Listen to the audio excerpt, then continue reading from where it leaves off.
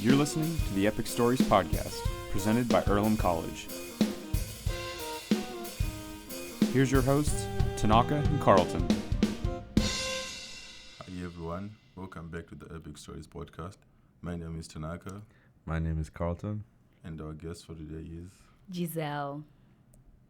Alright, so to start this podcast, Carlton is going to share a bit more about the Epic. Basically, the Epic Journey is a program at Earlham College where you get to combine academic learning with experiential learning and professional development. And the kind of launch of it towards the end is a $5,000 grant, which you get to use to go towards any type of career discerning experience in your major, whether it's computer science or arts or museum studies, whatever it might be. You get to use that to do some, whether it's an internship or a project or anything that would help you get some kind of professional experience to kind of boost your resume and these kind of things as you get into the working world. Alright. Thank you very much, Carlton, on sharing with us what the Epic is, what the Epic Journey is. Alright, so thank you for coming, Giselle. How are you Thanks for feeling? having me. How are you feeling today? I'm feeling pretty well. I mean, it's a Friday. Yeah. Been a long week, so I'm glad that we finally got to the end.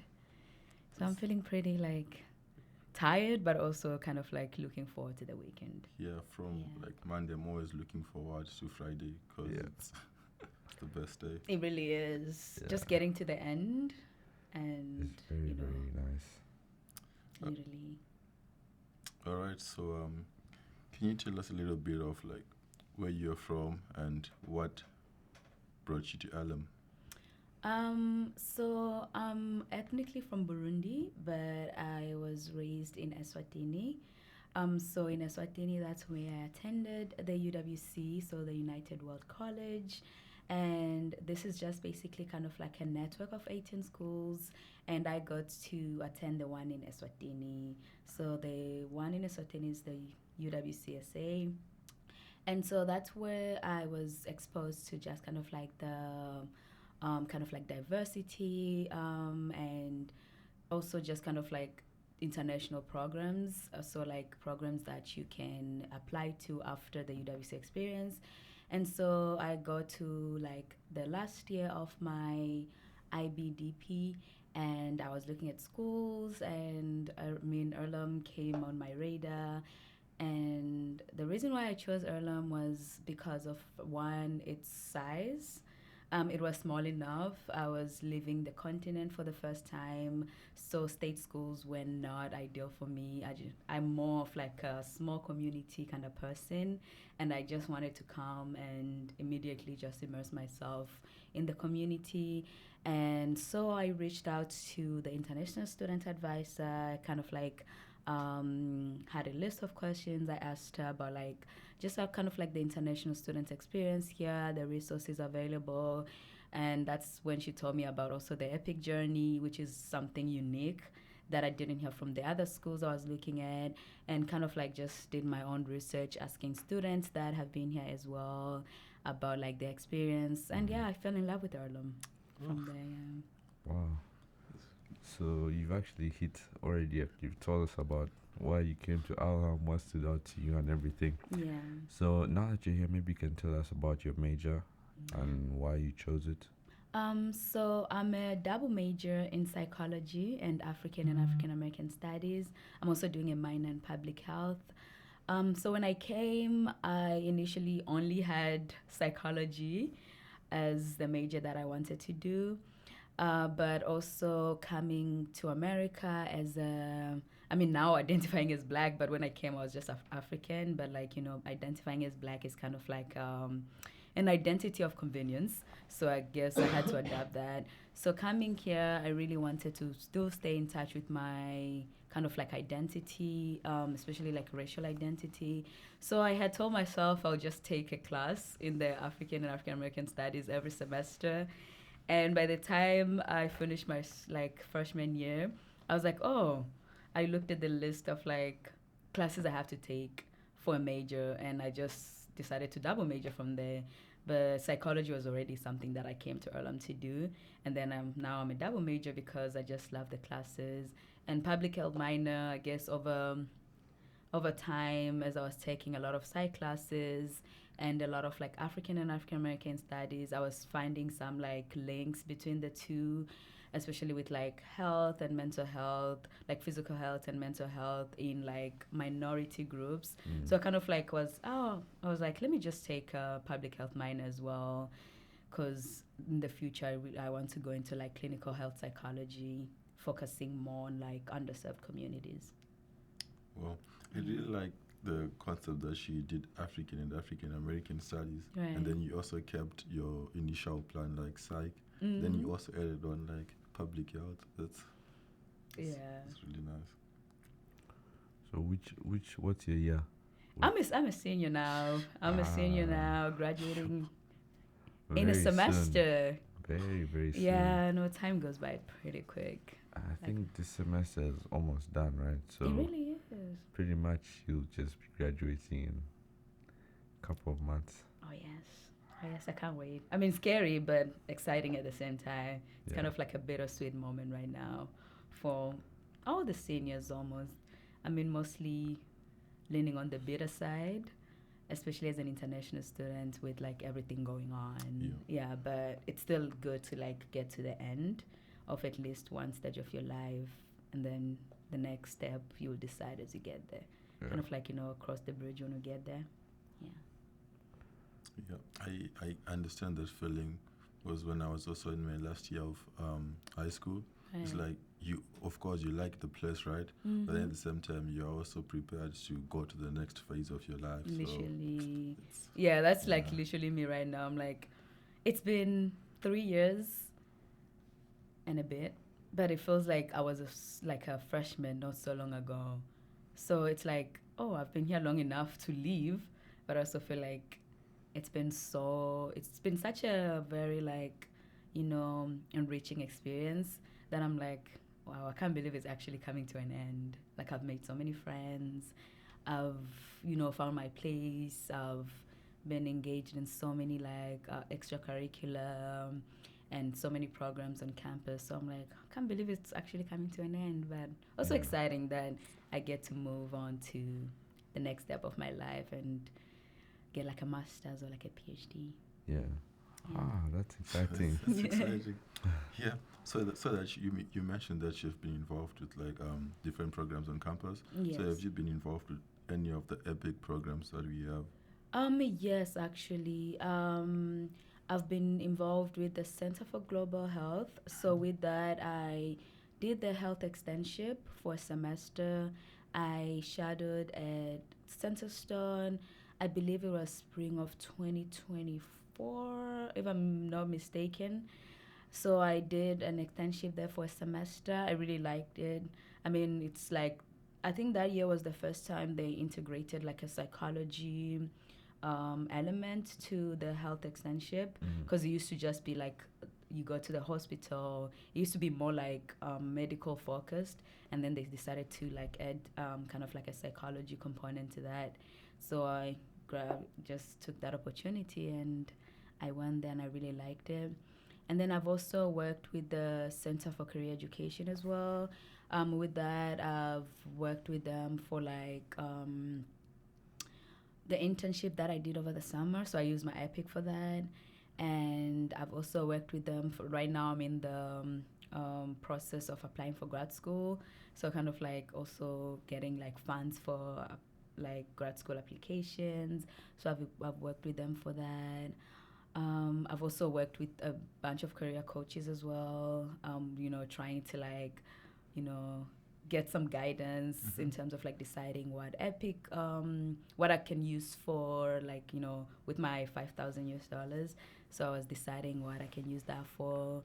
Also with grad schools, like all the material, kind of like having them check my CV, if it's like, meeting all the requirements for grad school applications and job applications as well. I've also worked for the Center for Global Education.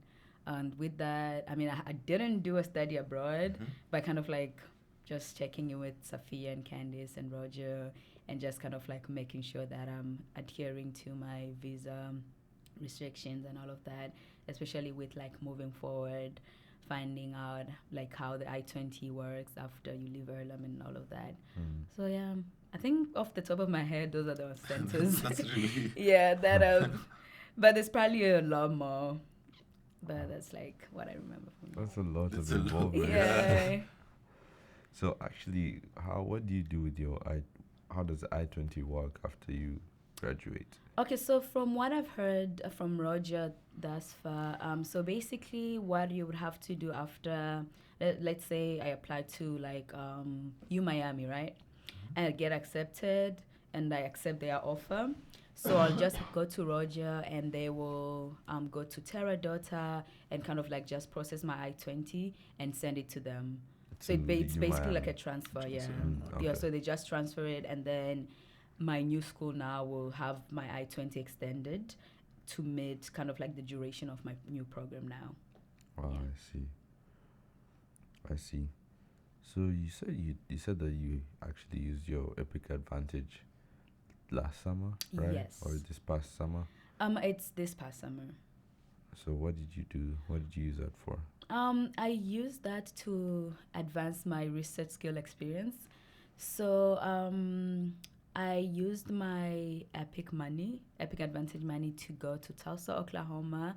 So in Tulsa, Oklahoma, I went there to basically shadow in like a research lab, the Plan Lab. And so with the Plan Lab, what they've been working on is this project. So they are doing like research on the pain risk in Native Americans. And that research has been going on for years and years now. And the lab manager is actually an Earlham alum. So that's how I got connected. Yeah, she's like well connected, especially in the psych department. So that's how I got to hear about the research opportunity. So I went there.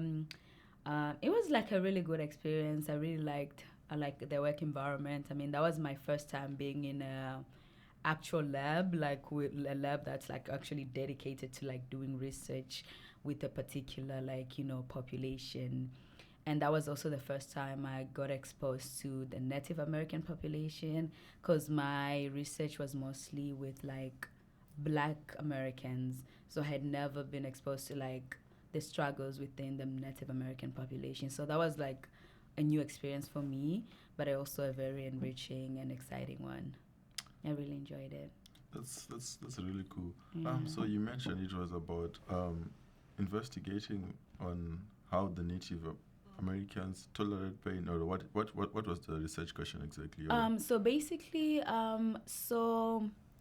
previous research has found that Native Americans are 3 times more likely to develop chronic pain compared to any other racial groups in America.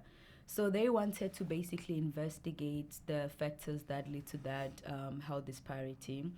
And so right now they were focusing more on discrimination, because Native Americans were like the first people to inhabit this land, exactly. So kind of like the racism they experienced in the past, all of that, like their cultural erasure that they experienced, all of that has resulted in so much trauma. And then also to this day, they still encounter a lot of discrimination, especially in the healthcare system. And with that also, so that has kind of played a role in the pain disparity in Native Americans developing pain at a much high risk compared to Black Americans and European Americans and all of. So that's what they're kind of looking at. And so far they've published the research. So they divide them into OCSNAP, and basically OCSNAP stands for Oklahoma Study of Pain American Risk. So they've done OCSNAP 1, OCSNAP 2. I went there when they were doing OCSNAP 3. And OCSNAP 3 is the one focused on discrimination and kind of resilience.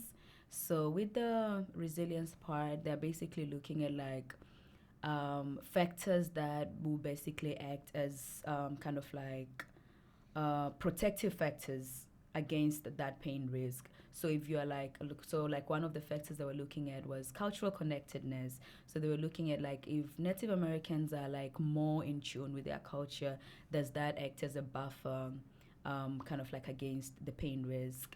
And so that's why they've been investigating, and yeah, it was cool just being part of that and like seeing them interview participants and get them through every kind of like testing day, because they have 4 testing days that participants go through. Day 1 is like kind of like check in and make sure that you've like basically meet all the criteria for like the research.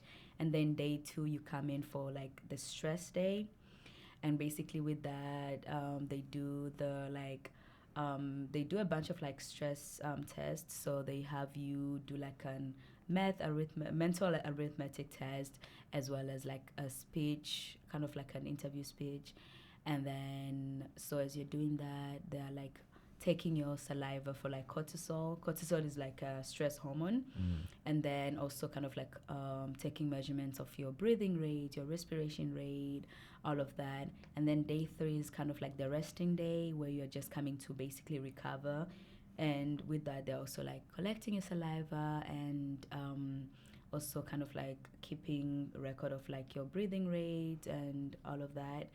And then day 4 is like the pain testing day. That's like the longest one. It takes like up to 6 hours, and you're basically exposed to like range of like pain testing.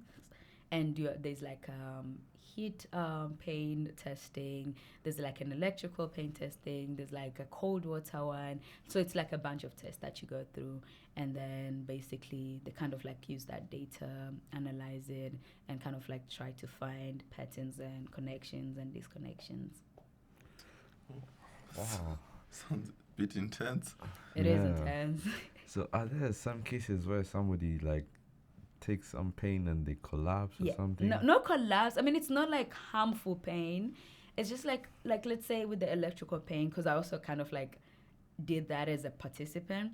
So it's kind of like you do it until you reach like your pain tolerance level. And also like in the kind of like before you start, they give you like an informed consent form that you sign. And one of the points that they highlight is that, you know, you are not basically like bound to this experiment. So if you feel like you can't take the pain anymore, just tell the researcher you can't, and you can pull out at any point. So until you reach your pain tolerance, then a lot of people go through. There's people that have reached to like shock number 5, and they're like, yeah, I can't take this anymore, because there's like 15 shocks. So if you can't reach, then it's fine. You still get paid. So when you say, actually, I'm done, then you just stop and move on to the next? I mean, that's the last day. So if you say you're done, I mean, they can't do anything with incomplete data. So they will pay you for the previous days, because you have done day 1, day 2, day 3. So you just get paid for those days, or they will use data from those days, because they're doing like a bunch of analysis. So they will just not use your day 4 data. I see. But they won't force you to like do the research. Okay. So based on all that, you went through a lot. So I'm interested to know, like, what kind of skills looking back, would you say that this is what I picked up? Oh yeah, for sure. I mean, one of the ones that really like felt like was the biggest skill that I got from that whole experience will be kind of like just interpersonal skills, kind of like working with participants, because that's something that I had done it before, like before I went to that research. I had done research with Beth, but that was like most of the people I was doing research with were like my friends or like people that I know around Earlham campus. But this was like a whole new experience, because it was like completely people that I've never met before, strangers, completely strangers. So it was like kind of like new, like getting that also like cultural exposure as well, like learning about other people's cultures and having that kind of like appreciation and respect for other people's like cultures, and also learning how to like basically be a team player, like working with others, like teamwork. I guess that was also the biggest, because everyone was like higher, like everyone was either like a grad school student or like lab manager, kind of like just stepping up and working in a very like kind of like, you know, not like, I wouldn't say like serious workspace, but kind of like a more like unfamiliar and kind of like professional space. Yeah. So would you say that you've been able to apply those skills since you got back, and if so, what like changes have you noticed? I feel like I have been able to apply that skill, especially in my racism public health class. So that class focuses on just like experiences of different racial groups with the healthcare system in the U.S.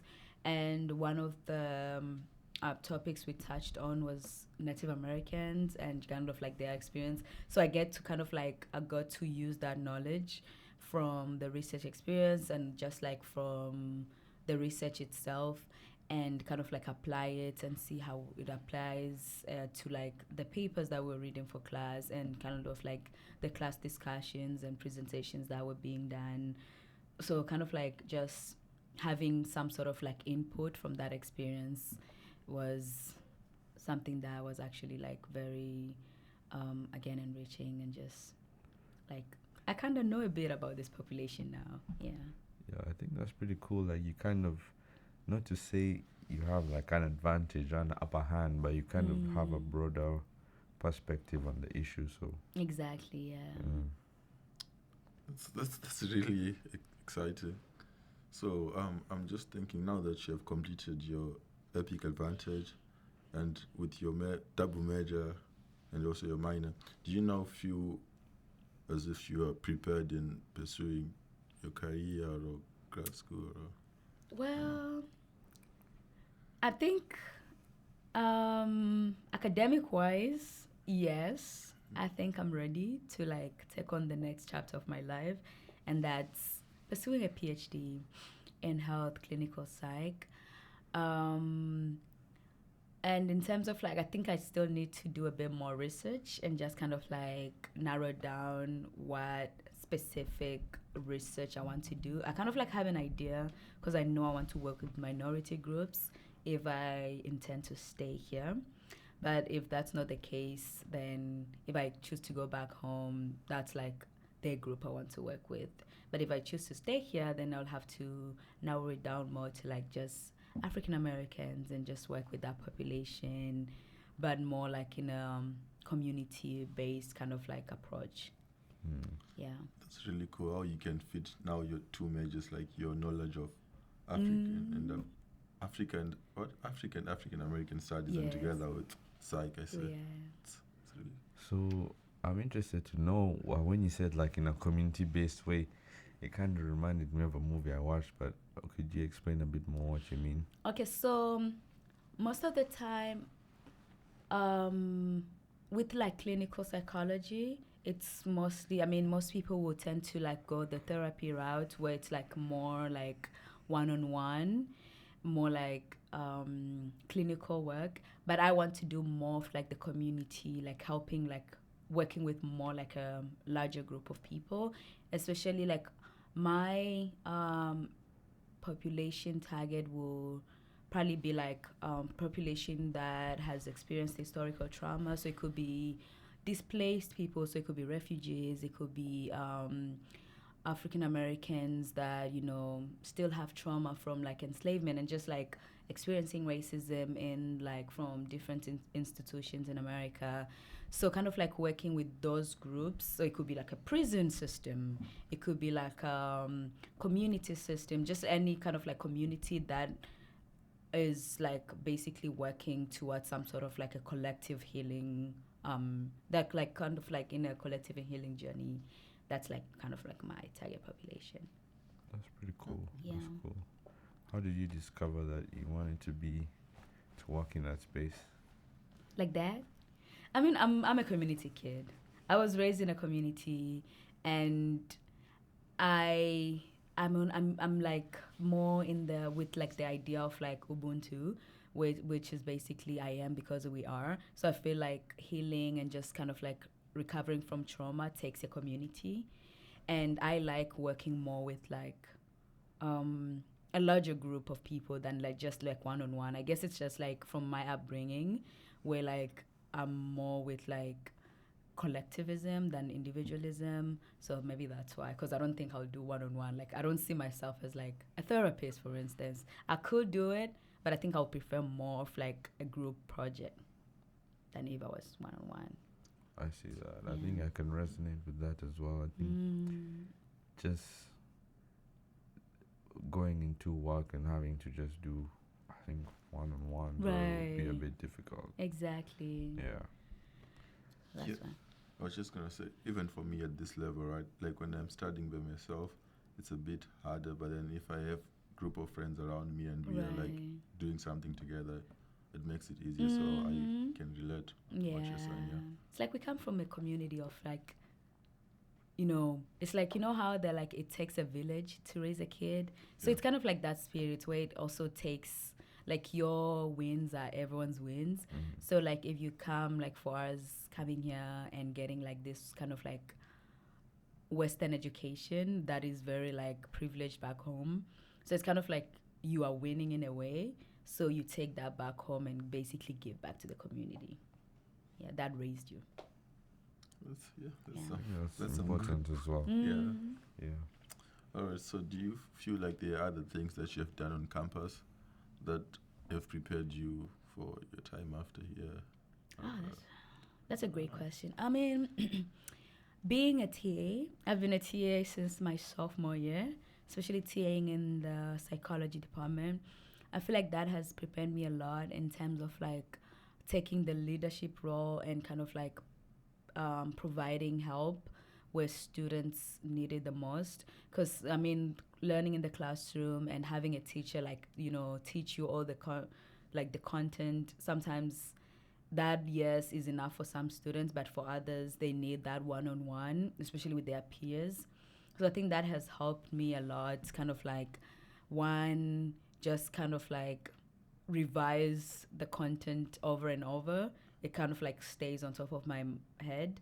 So kind of like preparing me for like my comms and also just the future, because I don't like forget the content.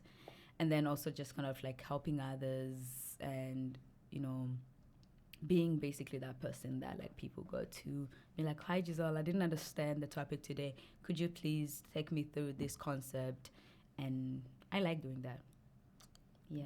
That's really good. So TA, that's teaching assistant, right? Yes. Okay. Yeah, teaching us. Sorry, I didn't clarify that. Okay. Yeah. That's really Wow.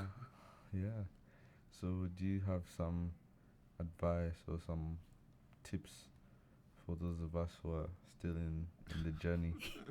In the journey, use the resources. Earlham is a small school, but it offers a lot, and some of the resources you might know about until you kind of like reach out to people and ask about certain like, you know, resources. But most of them are also just like advice all over. Like those posters that you walk past, don't ignore them. Those QR codes, scan them, find out what that is about.